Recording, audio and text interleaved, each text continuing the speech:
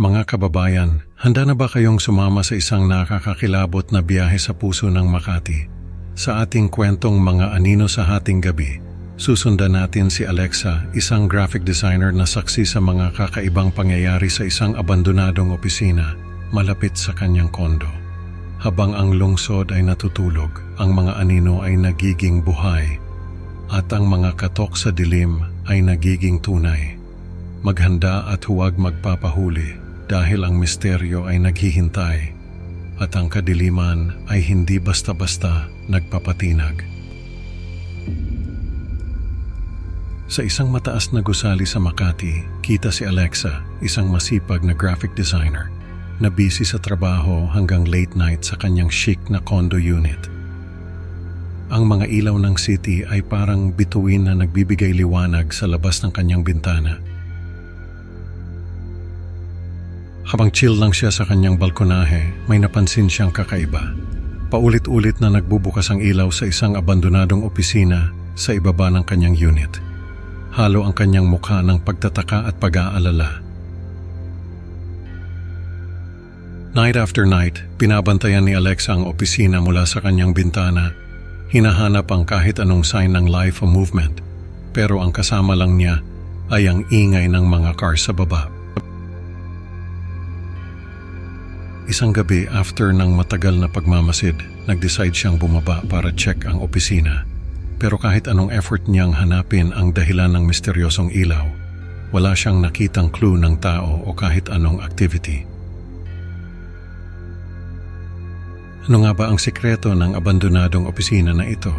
Ang misteryo ay lalong lumalim habang papalapit ang susunod na eksena. Isang malakas na bagyo ang dumating sa Makati at habang hagupit ng hangin ang maririnig sa labas, bigla na lang nawalan ng kuryente sa buong building. Ang darkness kumalat agad sa loob ng unit ni Alexa. Sa gitna ng katahimikan, isang malakas na katok ang nagulat kay Alexa. Dala ang isang kandila, dahan-dahan siyang lumapit sa pinto at binuksan ito. Isang babae, basang-basa at nanginginig, nagpakilala bilang si Clarice mula sa abandonadong opisina, ang humihingi ng tulong kay Alexa. Sa ilalim ng pagbuhos ng ulan, ibinahagi ni Clarice ang kanyang takot sa dilim at ang warning tungkol sa nilalang na lumilitaw tuwing 3:30 ng madaling araw. Sa isang blink na pagliwanag ng kidlat, biglang nawala si Clarice na parang magic, walang trace. Si Alexa nakatayo sa bukas na pinto, tinitigan ang empty at basang hallway ng building, na ngayon ay covered ng dilim at mystery. Ang pagkawala ni Clarice ay nag-iwan ng mas maraming tanong kaysa sagot. Ano ang kwento sa likod ng kanyang babala? At paano ito konektado sa kakaibang pangyayari sa abandonadong opisina? Ang suspense ay tumitindi habang papalapit tayo sa susunod na yugto ng kwento. Kinabukasan, hindi na mapakali si Alexa at nagpa siyang magsaliksik tungkol sa nakaraan ng gusali sa lokal na aklatan. Nagkalat ang mga pahina ng lumang dyaryo at mga record sa mesa habang siya ay nagbabasa. Parang puzzle pieces na unti-unting bumubuo ng isang nakakatakot na larawan ng nakaraan. Natuklasan ni Alexa ang isang lumang artikulo tungkol kay Lorraine, isang masipag na empleyado na nagtrabaho sa opisinang abandonado. Ang mga lumang larawan ni Lorraine ay nagpapakita ng kanyang masayahing ngiti na ngayon ay tila nagdudulot ng kilabot.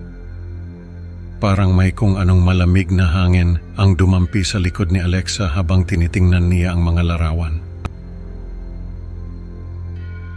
Ayon sa artikulo, si Lorraine ay inatake ng isang hindi maipaliwanag na nilalang at ang tanging liwanag lamang ang kanyang naging sandata laban sa kadiliman.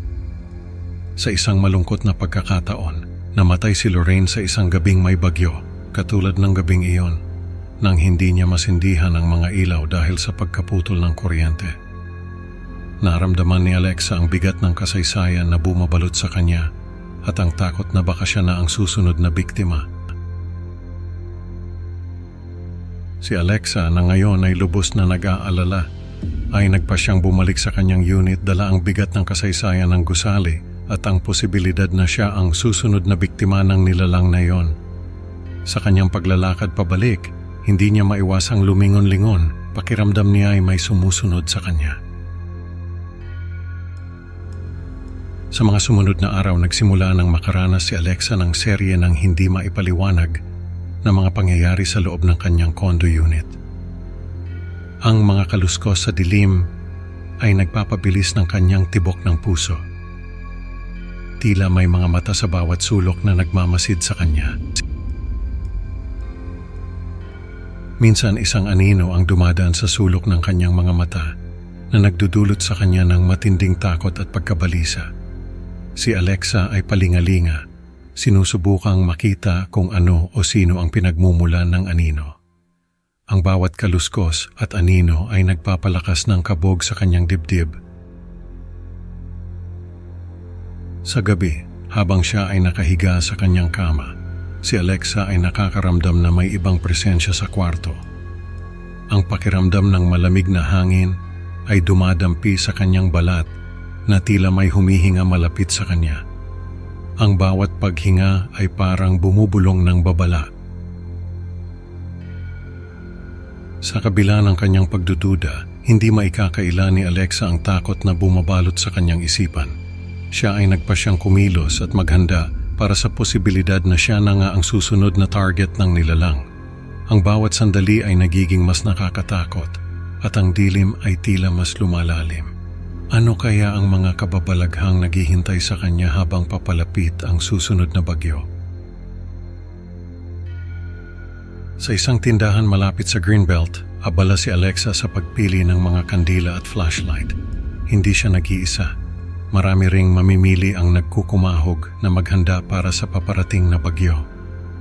Ate, pakidagdagan pa nga po ng kandila, pakiusap niya sa tindera habang isinasaayos ang mga pinamili sa kanyang basket. Ang mga tindero-tindera, kahit abala, ay nagbibigay pa rin ng magiliw na serbisyo sa mga nangangailangan.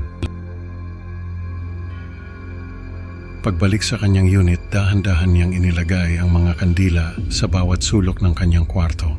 Sinisiguradong walang madidilimang parte. Pinindot niya ang switch ng bawat flashlight. Inaalam kung may sapat na baterya ang mga ito. Sana naman, wag mawalan ng kuryente. Bulong niya sa sarili habang nagkukrus at nagdarasal. Ang kanyang puso, puno ng pag-asa, na malalampasan niya ang gabi ng walang anumang pangit na pangyayari. Ang mga ulap ay nagdilim at ang hangin ay nagsimulang humagupit sa labas ng kanyang bintana. Nagsimula nang mag-flicker ang mga ilaw sa condo unit ni Alexa. Tila sumasayaw sa ritmo ng malakas na ulan. Kinuha niya ang isa sa mga flashlight at kandila at maingat na inilagay ito sa mesa. Ang mga anino sa dingding ay gumagalaw, sumasabay sa indayog ng liwanag at dilim. Tila may sariling isip ang hangin na pumapasok sa mga siwang ng bintana at ang bawat kaluskos ay nagpapalakas sa kaba sa kanyang dibdib. Hawak ang flashlight na nanginginig sa kanyang kamay, pinilit niyang manatiling kalmado. Ang bawat tiktak ng orasan ay nagpapaalala sa kanya sa babala ni Clarice. Ang oras ng 3:30 ng madaling araw ay papalapit na at ang kanyang katawan ay naghahanda na sa maaaring mangyari. Ano kaya ang naghihintay kay Alexa sa gitna ng bagyong ito? Makakaya kaya niyang harapin ang nilalang na nagbabadyang lumitaw sa kadiliman? Ang susunod na mga sandali ay magiging saksi sa kanyang tapang o sa kanyang pinakamalalim na takot. Sa huli, natutunan ni Alexa na ang liwanag ay hindi lang pampawi ng dilim, kundi pampalakas din ng loob. Salamat sa pakikinig mga ka-creepy. Huwag kalimutang mag-like at mag-subscribe sa Creepy Pinoy Stories para sa walang humpay na kilabot. Excited na ako makita kayo sa susunod na upload. At tandaan, baka sa susunod na pagpatay mo ng ilaw, may anino na palang naghihintay sa dilim. Goodbye at mag-ingat ka.